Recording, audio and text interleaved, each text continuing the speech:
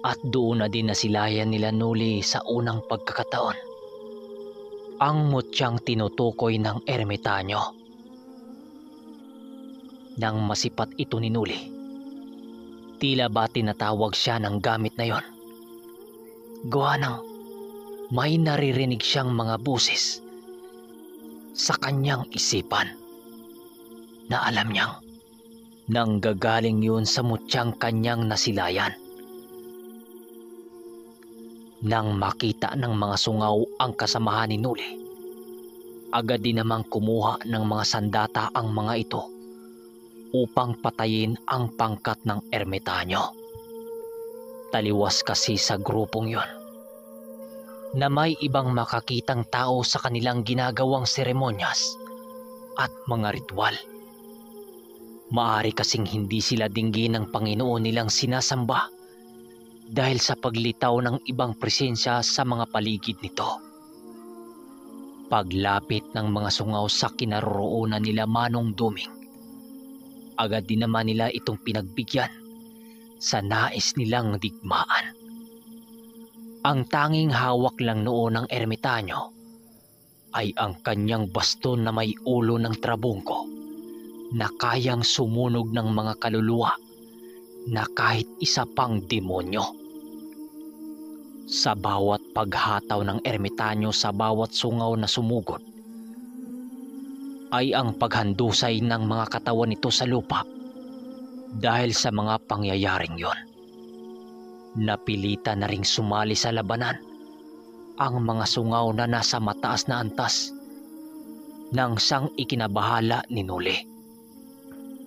Ang iba sa mga ito ay may malakas na mambabarang na kasama, kaya't si Mang Carpio ang humarap dito upang labanan ito sa tagisan ng kapwa barang sa barang, nang siyang labis namang ipinag-ingat ng ermitanyo. Maaari kasing may mga barang na nakatanim sa paligid bago pa sila dumating sa teritoryo ng mga ito upang patayin ang iilan sa kanilang grupo. Hindi naman ito pinahintulutan ng dalawang ermitanyo, kaya ang ginawa niya, nag-uusal ito ng mga bakod at puder nang siyang magiging kulambo ng lahat ng kanilang pangkat laban sa mga barang na hindi makikita sa mahihinang kasama nila Nuli, kagaya sa mga kaibigan ni Danilo. Tinawag na rin ni Nuli ang mantiw na kanyang kasangga maging ang gabay ni Danilo upang maging kaanib nila sa oras ng kagipitan. Habang si Nuli naman, bilang isang malaasasin na katayuan, paisa-isa niyang dinagit ang ibang mga sungaw na mga kalaban at walang awa yung pinagpapatay. Ang akala pa ng matataas na sungaw noon ay mga santilmong nakikialam sa laban.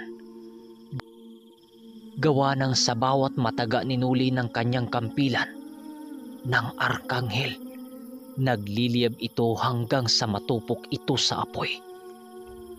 Lahat ng mga nahuli ni Nuli, agaran niya yung kinitila ng buhay nang hindi napapansin ng karamihan. Sa paglipas ng digmaan, halos hindi na kontrol ng mga sungaw ang kanilang grupo. Mabilis kasing nababawasan ang kanilang pangkat dahil sa ginagawa nila Nuli at ng ermitanyo. Sa pagpapatuloy ng kanilang labanan, doon na pagtanto ng pangkat ni Nuli na hindi pala ordinaryong tao ang miyembro ng mga sungaw na grupo. Karamihan kasi sa mga malalakas nitong kauri ay halos may dugong engkanto, dugo ng mambabarang din. Dahil sa mga nalalaman ng pangkat ni Nuli, mas lalo pa nilang pinag-igihan ang kanilang pag-iingat, lalo na dahil may mga kasama silang nakadepende lang sa lakas ng ermitanyo ang magagawa ng mga ito. At ang tatlong pinuno sa tatlong hukbo ng mga sungaw na nangangalaga sa mutya ng bulkan ay pinili na rin itong makisali sa labanan nang makita nitong labis na naghihirap ang kanilang mga sakop. Ngunit halos naman manginig sa takot si Nuli nang makita niyang sinuot na ng isang pinuno ang mutyang kanilang hinahanap, na mutya ng pusod ng bulkan. Sa isang iglap, biglang nag-iiba ang ihip ng hangin sa paligid. At sa unang pagkakataon, bigla ring nag-iba ang itsura ng mga sungaw na mahihinang uri. Gawa ng may wangis na ito sa isang mabangis na isang gabunan, habang nagsisiangilan sa dilim, na para bang may demonyong pumasok sa kanilang mga katawan. Nang mapansin ito ni Nuli, agad naman niya itong ipinagbigay alam sa ermitanyo upang makapaghanda ito sa maaring mangyayari. Mga kasama, ramdam kong hindi maganda ang mga susunod na mangyayari. Mag-ingat kayo, Manong, dahil sinuot na ng mga pinunong sungaw ang mutyang hinahanap nyo. Wika ni Nuli nang paglitaw niya sa harapan ng mga ito. Dahil sa mga sinabi ni Nuli, agad namang ipinakalat ng ermitanyo sa mga kaanib pa nito ang impormasyong yon. Kahit punong-puno na ang mga kamay ni Nuli sa mga kalaban, pinilit pa rin niyang mapuntahan ang ibang mga mandirigma upang ipagbigay alam ang kanilang mga nalaman. Hindi rin kasi nila pwedeng ipagsasawalang bahala ang pinuno ng mga sungaw na yon dahil sa agimat na taglay-taglay nito. Ilang minuto pa ang makalipas, tuluyan na ngang nakalapit sa kinuroroonan ng mga antingerong kasapi ng ermitanyo ang pinuno ng mga sungaw. Bigla nitong hinawakan ang isa sa mga antingerong kasapi nila Nuli at agaran din itong ibinalibag sa lupa, na para bang isang papel lamang ang katawan ng antingero dahil sa lakas na ipinamalas ng pinunong yon. Nang masipat ito ni Nuli, dali-dali naman niyang nilapitan ang pinunong yon at kaagad sinunggaban ng patulak upang mailayo ito sa kanyang mga kasama. Ang akala noon ni Nuli madali lamang niyang magawa ang mga bagay na yun, subalit nang akmang dadagiti na sana niya ito, laking gulat na lamang niya nang maramdaman niya ang itinatago nitong lakas. Halos magkasing lakas na sila ng pinunong yon nang siyang halos niyang ikinagulat dahil sa nahawakan na niya ito. Ninais na lamang niyang ipagpatuloy na lang ang gagawin niya dito kesa makapagbanggit pa ito ng mga usal nitong hindi niya malalaman. Habang ang dalawang ermitanyo naman ang humarap sa dalawa pang malakas na pinuno. Habang hinila ni Nuli ang pinuno papalayo sa kanilang pangkat, marami namang mga alagad nito ang pilit hinahabol si Nuli. Dahil sa panggugulo ng mga kasama ng sungaw na pinuno, tuluyan ding nabitawan ni Nuli sa pagkakahawak ang pinunong yon. Nang nakawala ito sa kanyang mga kamay, siya na naman din ang nanganganib sa pagkakataong yon. Halos hindi niya masundan ang bilis nito dahil kaagad yung sumugod sa kanya. Halos hindi inabot ng 1 segundo. Malakidlat ang kilas nito kung maikumpara ni Nuli. Pagsunggab nito sa kanya, kaagad silang dalawang nagbubuno dito kahit hindi niya alam ang mangyayari. Nang mahawakan siya sa isa lamang nitong kamay, walang pagdadalawang isip siya nitong ibinato sa isang malaking puno. Hindi pa man siya nakabangon noon, ngunit ang pinunong yon, nasa harapan na ito sa kanya. Habang nanlilisik ang mga mata na para bang isang baga ng bulkan. Umuusok-usok din ang katawan nito na para bang isang apoy na inilublob sa tubig. Sinubukan rin niyang tawagin ang kanyang kampilan, ngunit kahit anong taga niya rito, hindi niya ito magawang matamaan.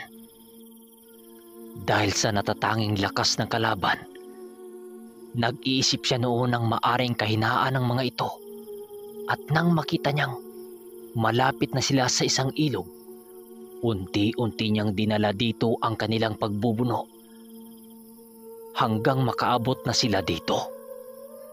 Pagdating nila sa tubig, doon naman nakapaghanap ng pagkakataon si Nuli upang gawin dito ang ninanais niya. Subalit ang mahirap, hawak-hawak pa rin siya sa liig nito. Dahil sa higpit ng pagkakapit nito sa kanya, kaagad naman siyang nagbigkas ng mga usal na natutunan niya sa libreta ng ermitanyo. Pagbigkas niya ng mga usal na yon, tila ba naging isang igat itong si Nuli.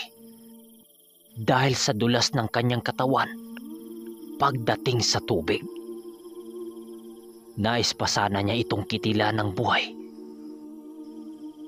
Nang masipan niyang paparating na sa kanilang kinaroroonan ang mga kasapi nito, pinili na lang niyang tumakas dito upang makapaghanda ng maigi. Nais niyang unahin ang mga galamay nito upang wala nang sagabal sa nais niyang gagawin sa pinunong yon. Nang makatakas na siya, agad din naman niyang sinugod ang mga mambabarang gamit-gamit ang abilid niyang kayang maglaho. Agaran niyang pinagtatapyasan ng mga ulo ang mga ito, gamit-gamit ang tabak na palaging nakasukbit sa kanyang likod, nang siyang naging sanhi ng kamatayan ng mga mambabarang. Ang iilan sa mga mambabarang, nakapagpalipad pa ito ng mga insektong kayang pumatay ng isang kalabaw bago ito namamaalam sa mundong ibabaw. Ang mga antingero at albularyo naman na mga kasama nila Nuli, patuloy pa rin itong pinagpapatay ang mangilan-ngilang mga sungaw na patuloy na lumalaban. Ang dalawang ermitanyo naman noon at yung si Danilo, abalang-abala sa pagpatay sa may mga sapi na mga engkantong bakaw. Napakadelikado noon ng mga kaharap nila Manong Duming, gawa ng ang mga engkantong nakasapi sa mga iyon ay ang mataas na uring engkantong itim na napapilang sa mga bakaw. Kitang-kita noon ni Nuli ang mga usok nito na nakapalibot sa mga kalaban nila Mang Carpio. Ayon kay Nuli, na yun ang mga kaanyuan ng mga engkanto na sumasapi sa grupo ng mga sungaw na kulto. Pero kahit anong paghataw nila sa kanilang mga tanikala sa ermitanyo, hindi nila ito magagawang masugatan. Samantalang ang ermitanyo noon, sa bawat pagtama ng kanyang baston sa mga sungaw, sipat na sipat ni Nuli ang pagkasunog ng mga kaluluwa ng mga engkantong yon na nakapaloob sa mga katawan ng mga ito. Animoy sinusunog sa baston ng ermitanyo ang mga engkantong nakapaloob sa mga sungaw matapos itong masilayan ni Nuli. Pinili niyang ibalik ang kanyang wisyo sa kaharap niyang mga kalaban. Ang kaharap noon ni Nuli ay ang dalawang mambabarang at isang pinunong pilit siyang hinahanap, gawa ng kasalukuyan siyang naglalaho. Nag-aangil ang mga mambabarang na yon habang umamoy-amoy sa hangin. Samantalang ang pinuno ng mga sungaw, unti-unting namumula ang mga mata nito na nanlilisik sa dilim. Halos hindi na noon maunawaan ni Nuli ang mga nangyari. Gawa ng sa pagkakaalam niya, walang bahid ng pag-aswang ang mga sungaw. Marahil ay yun ang isa sa mga abilidad ng mga mutya ng bulkang sinasabi ng ermitanyo, nang siyang nakakabahala sa nagmamay-ari nito. Ilang minuto pa ang makalipas. Nagulat noon si Nuli, gawa ng biglang lumaki ang kanang kamay ng pinuno, na para bang may uusling bagay sa kamay nito. Dahil sa kakaibang nangyari sa pinuno ng mga sungaw, piniling magmasid na muna nitong si Nuli. Nasisipat kasi niya ang mutyang suot nito, na merong panakanakang usok na lumalabas dito. Ilang minuto pa ang lumipas. Laking gulat na lamang ni Nuli nang magsisisigaw ang nilalang na yon, na para bang labis itong nasasaktan sa kanang braso nito. Habang namimilipit sa sakit ang pinuno ng mga sungaw, nanatiling nakabantay lamang ang dalawang mambabarang ang nakasama nito. Sa pagtahimik ng nilalang, doon na nakaramdam ng kaba itong si Nuli. Hindi man kasi nagiba ang kaanyuan ng lalaki, kitang-kita naman niya ang demonyong nakasanib dito. Halos maikumpara mo ang demonyong yon sa isang turong kalabaw na mahawig sa isang tao din. Ang pagmumukha nito, at meron itong mga balahibong animoy sa bakal ang tatalas nun. Meron din itong malapaniking mga pakpak at mga pang kahawig sa paa talaga ng gabunan. Kahit nasa espiritual na wangis ang demonyo, kitang-kita pa rin ito ni Nuli dahil sa talas ng paningin na bigay ng diwata sa kanya. At doon niya napagtanto na magiging seryoso na ang labanan na magaganap. At habang nagmamasid siya sa mga ito, dumating naman sa kanyang pwesto si Danilo. Ilang minuto pa ang makalipas, agad din namang sumunod ang ermitanyo sa kanilang kinaroroonan, habang nagwiwika ng, "Kami na ang bahala dito, Danilo. Huwag mo nang labanan ang demonyong yan. Baka pati ikaw mahulog sa tentansyon nitong patibong. Dahil ang mga demonyo, hindi yan lalaban na walang kasamang panlinlang. Hayaan mong purong liwanag ang kumarap sa purong kadiliman." Dahil sa mga narinig ni Danilo, pinili niyang magpakalayo-layo sa kanila Nuli at ng ermitanyo. Ngunit habang nag-uusal ng mga karga si Nuli, tila ba tinatawag siya sa mutyang hawak ng pinunong yon sa hindi malamang dahilan. Sa kabila ng purong kana naman ang mga karga niya sa katawan. Pero kinakausap siya ng gabay sa mutya ng bulkan na yon. Ngunit habang naghanda silang dalawa ng ermitanyo para salubungin ang kalabang demonyo, biglang nagsidatingan ang buo nilang mga kasama, na para bang nalipol na nito lahat ang mga galamay ng pinuno. Paglaban sila Nuli sa pinuno, manood sa kanila ang buo nilang pangkat sa magaganap na labanan sa pagitan nilang dalawa at sa pinuno ng mga sungaw na kulto. Kahit kasi nalipol na ang lahat ng mga galamay nito, wala pa rin sa isip ng pinunong sungaw ang umatras sa laban nila. Buong lakas sila nitong hinarap nang walang takot na nararamdaman.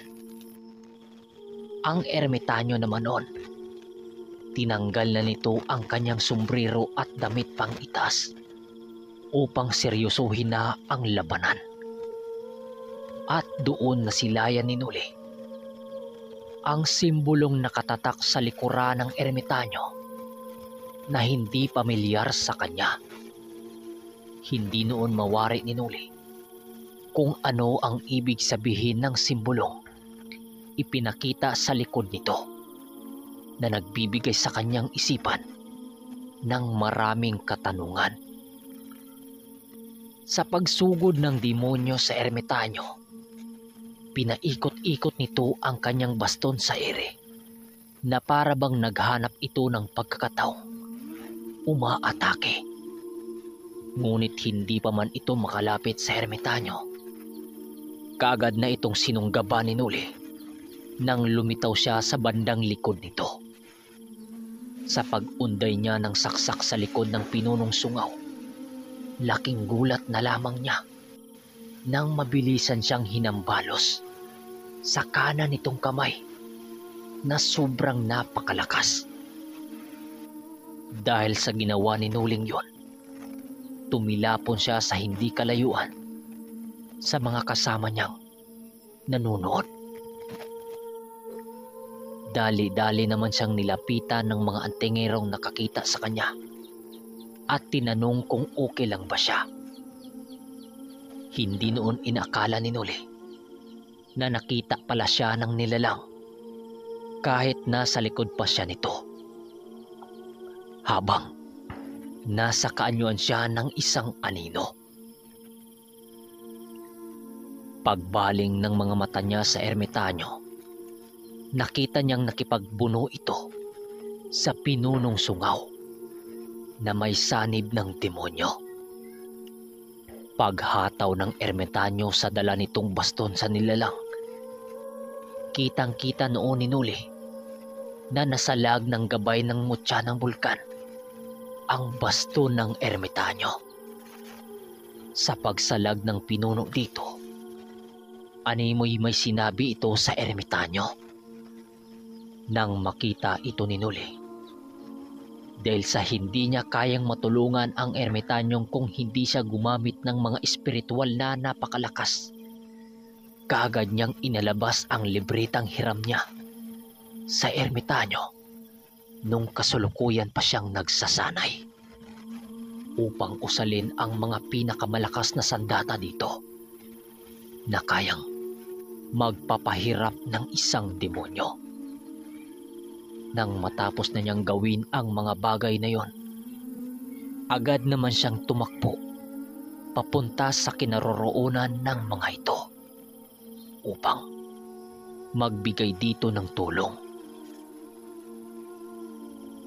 Sa tingin niyong dalawa, makakaya niyo ang demonyong naging kaisa sa aming uri? Sa tingin niyo, makakaya niyo ang aking bagsik? Kahit hindi pa ito ang aking pinakaanyo, kaya kang pumaslang ng anghel na kahit isa pang sugo ng Panginoon niyong kinikilala. Wika ng demonyong nakapaloob dito. Nagkakamali ka, demonyo. Santas naming ito. Kaya ka naming ibalik sa impyerno. Sagot naman ng ermitanyo. Naku naman, tao. Hindi mo ba alam na ang kapangyarihang pinanghawakan ko ay nanggagaling sa impyernong pinanggagalingan ng bulkan? Kahit ibalik mo pa ako sa sinabi mong impyerno, hindi ako mamamatay dahil yan ang tahanan ko. Sagot naman ng demonyong nakapaloob dito. Matapos itong makapagsalita, agad itong lumayo sa kanilang dalawa at muling sumugod sa kanilang kinaroroonan. Kahit napakabilis ng kilos ng pinunong yon, nakakaya pa rin itong masundan ng basto ng ermitanyo kahit maglalaho pa ito sa kanilang harapan. Sa patuloy nilang pakipagtulong-tulong ng pag-atake sa pinuno, mas lalong nagniningas ang apoy sa kampila ni Nuli. Gawa ng ang katawan ng pinunong yon nababalot din ng apoy. Ang tabak namang hawak noon ng sungaw na kulto ay halos malusaw na dahil sa pagtama nito sa basto ng ermitanyo. Ilang minuto pa ang makalipas nang akmang susugod na sa ermitanyo ang pinuno.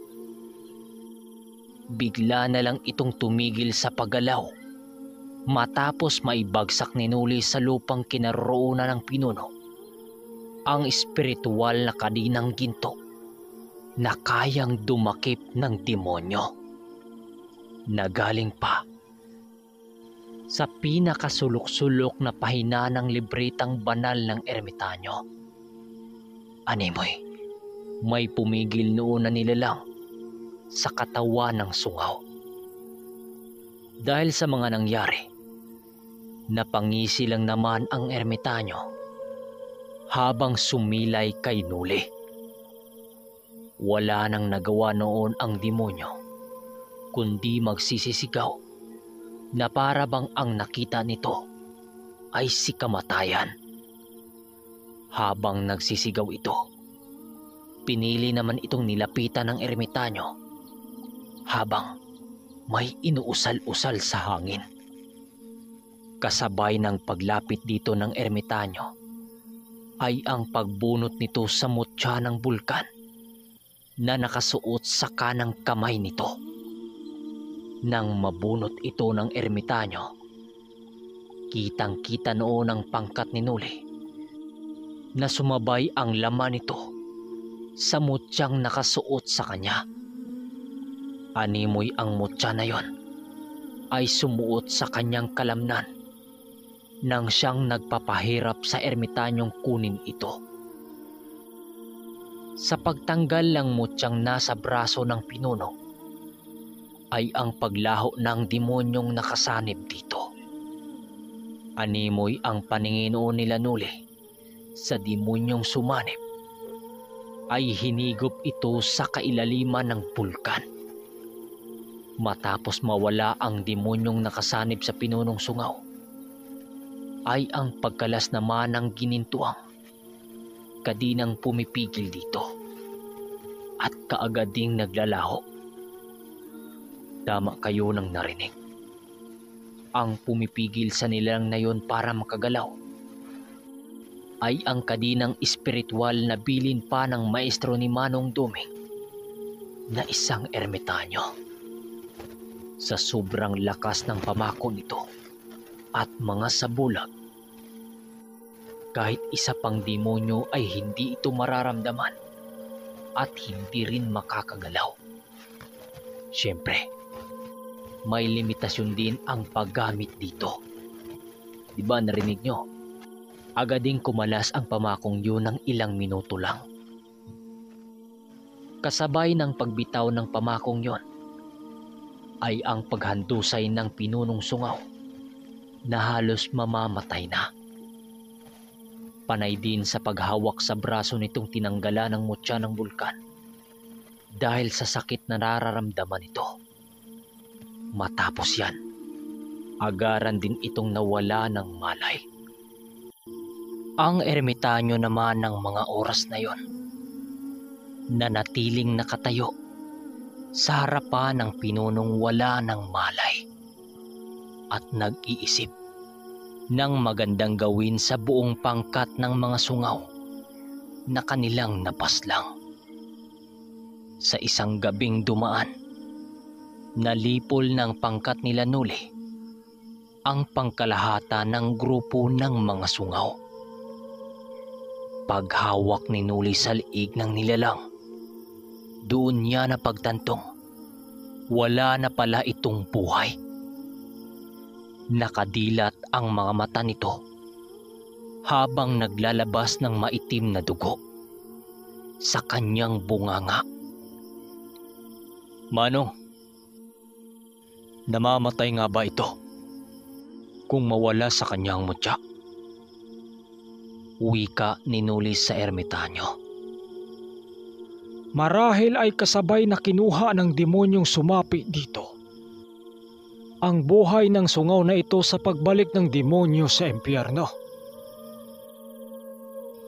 Hindi ko man maisip ang parusang kaharapin sa kaluluwa ng katawang ito. Pero sigurado akong walang katumbas na paghihirap ang kanyang tatamasin sa impyerno. Wika ng ermitanyo sa buo nilang pangkat. Hindi naman noon umimik ang mga kasama nila noon. Gawa ng pagod na ang mga ito.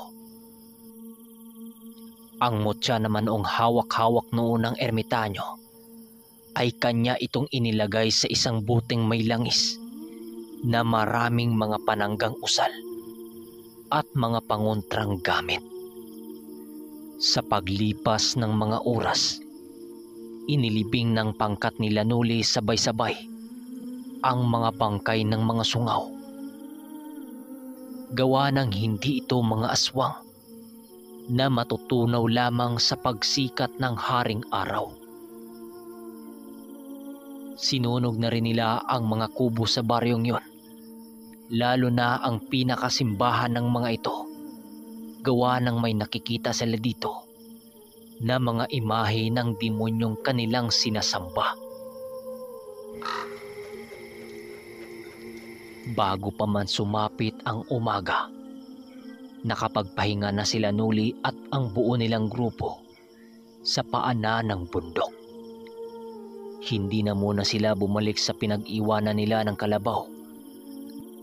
Gawa ng halos hindi makakilos ng maigi ang iba nilang mga kasama dahil sa mga sugat nitong natamo sa nagaganap na digmaan. May mga sandata din silang kinuha sa lugar na yon nang siyang gagamitin nila sa kanilang paglalakbay patungo sa lugar ng Uringaw. Mga kasama, bukas na bukas muli nating simulan ang paglalakbay patungong Uringaw. Ikaw Nuli, kayo Danilo, nais nyo pa bang sumama sa amin? O mas piliin nyo na lang na bumalik sa inyong lugar? Malayo-layo yon. Wika ng ermitanyo. Sasama kami, Manong. Nais ko ding makita ang kaibigan mong si Sanoy upang makausap namin ito ng personal. Marami akong itatanong sa taong yun, Manong. Dahil sa tuwing naalala ko yung lulo kong Yumao, lagi itong nagpapakita sa aking panaginip. Sagot naman ni Nuli. Matapos nilang makapag-usap, pinili na muna ng kanilang pangkat na humiga na muna upang makapagpahinga. Kahit kasi malakas ang espiritual ng kanilang tinatangan, nangangailangan din ng pahinga ang katawan nilang lupa. Sa pagsapit ng umaga, dahan-dahan ang nagsilakad sila Nuli pabalik sa baryong kanilang inaakyatan. Dahil naroroon ang mga kabayo nila at ang mga manok na panabong ni Nuli. Pagdating nila sa bahay ng lalaki, may naisip noong magandang gawin si Nuli. Dahil napakaraming manok na gala sa bundok na yon, nais niyang manghuli dito upang gawin nilang tinula ng umagang yon. Dahil sa mga katawan ng mga kasama niyang bugbog na bugbog sa digmaan. Habang hawak-hawak ni Nuli ang isang tandang niyang gawing pamain, nagwika naman siya sa kanyang mga kasama ng, "Mga kasama, Manong, may pupuntahan na muna kami ni Danilo sa gubat na malapit dito. Huwag ho kayong mag-alala, Manong. Babalik din kami kagad." Wika niya. Matapos itong sabihin ni Nuli, kagad namang naunawaan ni Manong Duming ang mga iniisip niya. Pagdating nila sa gubat, Agaran din namang inilagay ni Nuli ang tandang niya sa tawag na panggal na maraming patibong na nakapaligid dito. Ilang minuto lang ang makalipas, kaagad din namang silang nakahuli ng 3 manok nang siyang ikinatuwa nilang 2. Pagbalik nila sa kinaroroonan ng mga kasama nila, naabutan naman nila yung nagluluto ng pampares nila sa manok nilang nahuli. Makalipas lang ang ilang mga minuto, masaya nilang pinagsalusaluhan ang niluluto nilang manok. Matapos nilang kumain, formal silang nagpaalam sa lalaking kanilang nakilala sa baryo. Gawa ng bihira lang ang natatangi nitong kabaitan sa kanilang grupo na isang dayo. Gawa ng habang wala sila, ito ang nagbabantay sa kanilang mga gamit, lalo na ang mga sinasakyan nilang kabayo. Piniling magbahagi ni Nuli ng salapi sa lalaki upang ipakita dito ang kanilang pasasalamat. Masaya naman itong tinatanggap ng lalaki na merong ngiti sa kanyang mukha. Bago sila tuluyang umalis, pinili na muna nilang painumin ng tubig ang mga kabayo nilang dala-dala. At sa pag-alis nila sa lugar na yon, ay ang pagtahak nila sa daan, pabalik kung saan nila nasilayan ang mga engkanto. Gawa ng ayon sa ermitanyo, bago mo marating ang lugar ng Uringaw, ay kailangan mong dumaan sa balaang napakalalim na sapa. Dahil kung libutin nila ang daan sa kabundukan, maaaring abutin sila ng 3 araw bago yun marating. Kaya, mas pinili na lang nilang dumaan sa ilalim ng ilog na may kilo-kilometrong pampang sa itaas. Magamat napakadelikadong dumaan sa pangpang na yon, wala silang magagawa kundi doon dumaan. Pagdating nila sa malaking ilog, maraming sumasagi noon sa isipan ni Nuli sa kung anong kahantungan ng kanilang pagtahak sa lugar na yon. Gawa ng ang lugar na kanilang tinatahak ay kilalang maraming mga masasamang elementong nakatira. Habang naglalakbay sila sa daang papuntang ilog, hindi niya alam na kanina pa pala siyang pinakiramdaman ng ermitanyo. Iho, ayos ka lang ba? Mukhang tahimik ka yata.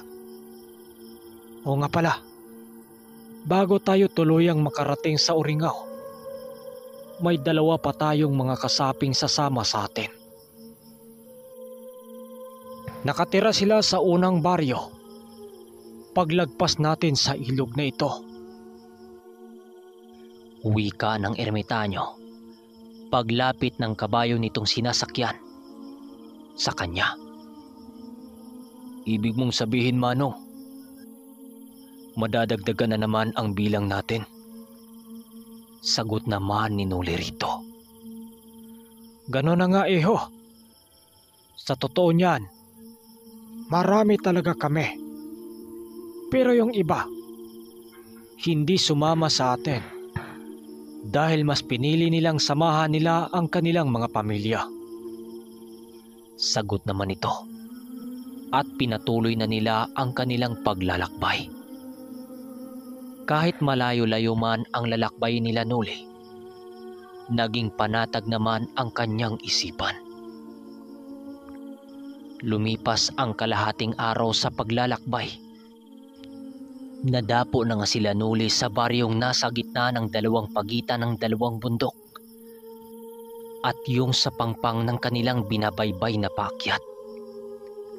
Pagdating nila sa baryong una nilang narating, nagtaka noon itong si Nuli. Gawa ng sinasalubong sila ng ibang mga tao doon na para bang kakilala ng mga ito ang ilan sa kanilang mga kasama. Ngunit agad rin sinabi ng kanilang pangkat na isa din yun sa mga kasama ng ermitanyo nung huli nilang paglalakbay. Habang papalapit ang mga taong yun sa grupo nila Nuli, biglang napatitig ang mga ito kila Nuli at nagwika sa ermitanyo ng, "Ermitanyong Domeng, pwede ba naming malaman kung bakit may mga kasama kayong may aral sa kaliwa? At saka, itong isa mong kasama, nararamdaman ko sa kanya na may aral itong kahawig sa isa naming kinilalang pinuno noon." Wika nitong nakatingin kay Nuli. Nang marinig ito ni Nuli, pinili niyang maghintay sa sabihin ng kanyang maestro. Maya-maya pa, sumagot naman ito sa lalaki ng, Si Nuli nga pala. Siya ang apo ni Castancio na dating namumuno sa inyo. Huwag kayong mag-alala. Kahit papano, may mga aral din siyang namamana galing sa lolo niya. Mabait yan. Kagaya sa inyo noong una, ninais din niyang mapabilang sa ating samahan. Matapos itong marinig ng mga ito doon sa ermitanyo, nagsisilapitan naman ito kay Nuli habang tinititigan siya sa kanyang pagmuka at sa dalawa niyang mga mata. Totoo ngang apo siya ni Castancio. Sa galaw pa lang at pagkilos ng batang ito, makikita mo na ang kabagsikan. Wika nito nang siyang ikinaluwag ng panghinga ni Nuli dahil sa kaba niyang nararamdaman.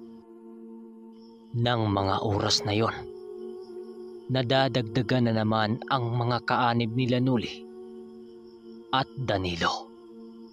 Sa samang nais nilang pasukin. Sa pagdating nila sa lugar na kamiyembro nila Manong Duming, naging abala ang mga ito sa lahat ng mga gawain. Ang iba sa mga ito ay nagluluto ng kanilang makakain. Samantalang ang iba naman, inasikaso ang kanilang matutulugang bahay. Pinili na muna nilang magpahinga ng gabing yon upang maging kondisyon ulit ang kanilang mga katawan. At alam ng ermitanyo ang panganib sa napakalaking ilog na yon sa tuwing gabi ka rito dadaan. Dahil sa puro silang may mga espiritual na tangan sa katawan, hindi malabong magkakaroon sila ng mga kalaban sa ilog na kanilang dadaanan. Gawa ng ang lugar na yon, may mga aswang doong may dugo ng mga engkanto. Ang labis pang iniwasan noon ng ermitanyo ay ang kabilugan ng buwan ng mismong gabing yon. Dahil ayon kay Manong Duming, na kapag kabilugan ng buwan masyadong napakadelikado ng ilog na yon, lalo na't alam ng ermitanyo na maraming diwatang itim na nakatira sa napakayungib na daanang yon.